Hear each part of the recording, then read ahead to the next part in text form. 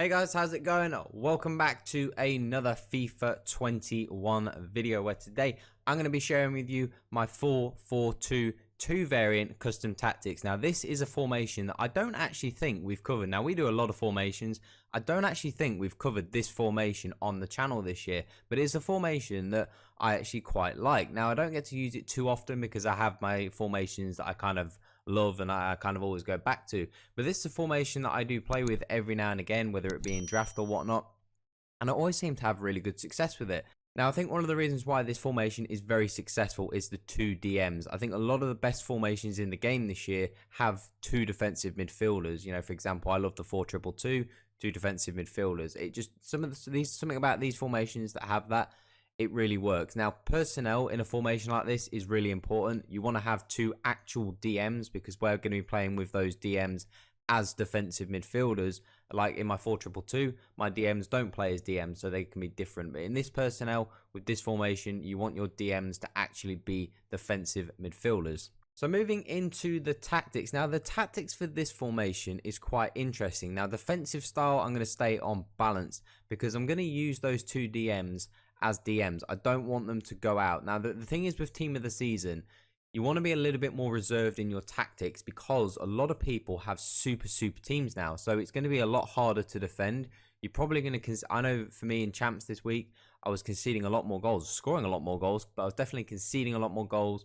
People have better players at their disposal, so defending is a lot harder. So some people might want to take the approach of being a little bit more defensive, a little bit more passive in the way they play. Now for me, defensive style, I always like to play balanced. I don't like to play on press very often. You know, it depends. If I'm playing someone who's maybe not very good, playing on a press is the best way to play because they're not going to be able to play out. But when you start playing some decent players, playing on a press does not work because a decent player will know how to play out from a press. They'll know how to beat a press, and therefore it kind of renders it useless, and all it's going to do is just make you really open on the counter attack, or you know, on the attack for your opponent. So I like to play on balance to not give really anybody that opportunity.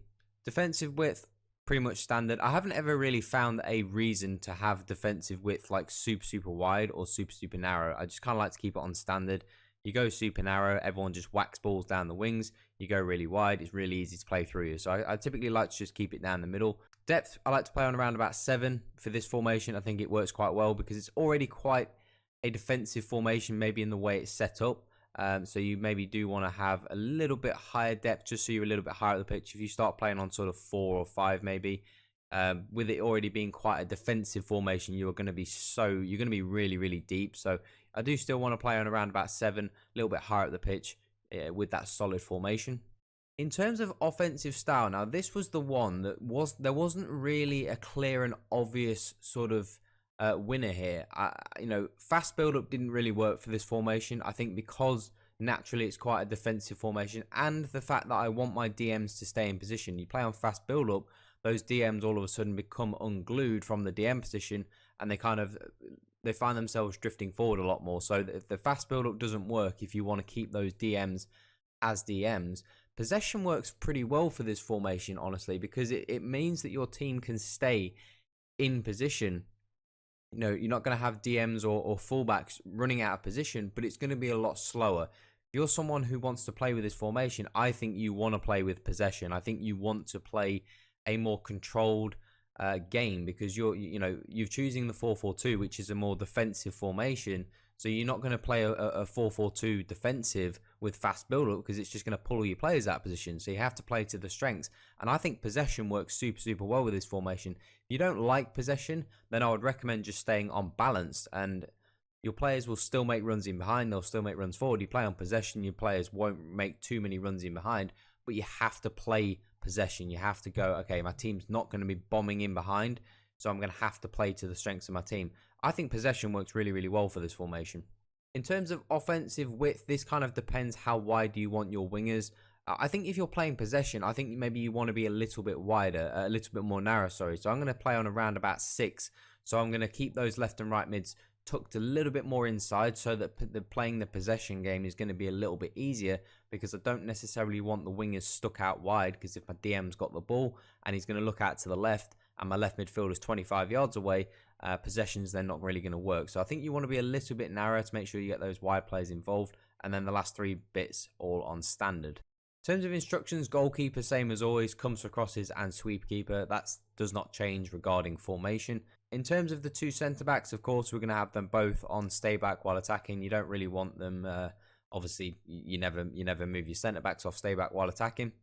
In terms of Luke Shaw and Trent, I've got them on stay back while attacking and conservative for this option, because when you have left and right midfielders, you don't necessarily need the fullbacks to go forwards, because you already have width in front of you. Normally, when you don't have natural left and right midfielders or left and right wingers, you can let your fullbacks drift forward. If you already have width in front of them, you don't really need the fullbacks to go forward. So I'd rather have these guys stay back and have that solid foundation. In terms of Ballack and Frankie de Jong, we're going to have cut passing lanes and stay back while attacking and cover centre for both of them.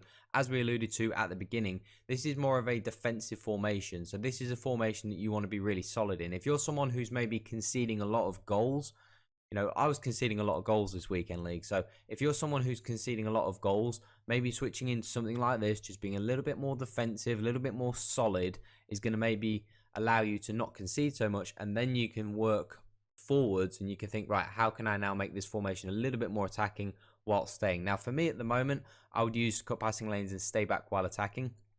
If you find that that's a little bit too defensive, whoever your most attacking DM, so in this situation, probably Ballack, I would move him up to balance just so he can drift forward a little bit more and maybe be that extra body going forwards, because with de Jong and the back 5 and the goalkeeper, you should have enough players back to cover. So if you feel like it's a bit too defensive, you can move your most attacking DM to balanced and he'll get forwards and help the attackers a little bit.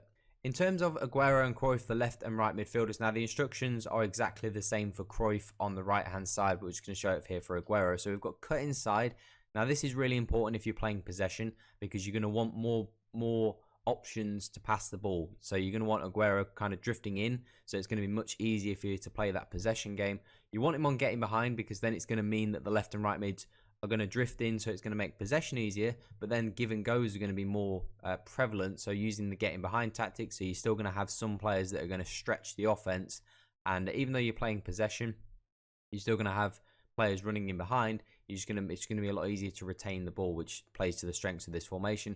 And then get into the box for crosses, just so we want those guys getting in the box, because then we've already got enough players back to cover a counter attack, so we can afford to send a couple more players into the box.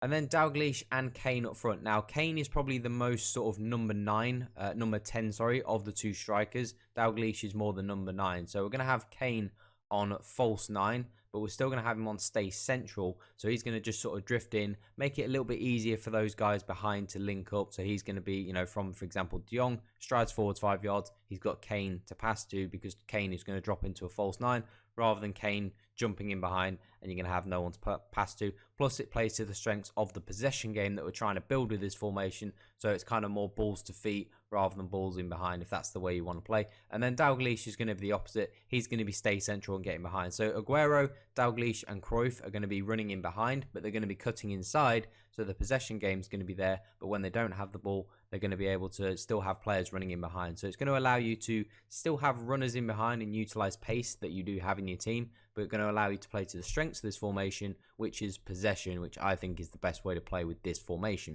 So that is it for the video, guys. That is the 4-4-2-2 custom tactics. I think these could be absolutely amazing, these custom tactics. So far, from my experience, they've been very, very good. You do have to play that more sort of passive possession style of play, but if that's how you like to play, this formation will kick butt 100% in weekend league. So make sure you try it out. If you do try it out, let me know how it goes for you in the comment section. Always great to hear you guys' feedback on where we can improve with our tactics and whatnot. If you do want to subscribe, that would be much appreciated. Make sure you join the Discord down below if you are interested in a great place for FIFA. And we're just starting to brainstorm some FIFA 22 ideas for next year, so make sure you get enjoying in that if you are interested. But that is all for today, guys. Have an awesome day. I'm out.